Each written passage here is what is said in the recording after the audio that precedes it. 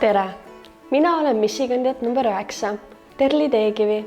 Olen 18-aastane Märjamaalt pärit neiu ja õpin Märjamäe gümnaasiumi lõpuklassis. Ma armastan muusikat ja tantsimist, millega olen tegelenud üle poole oma elust.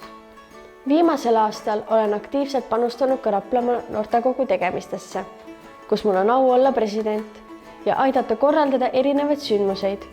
Lisaks sellele meeldib mulle mugavustsoonist välja astuda ja otsida oma ellu adrenaliinirohkeid seikluseid ja väljakutseid.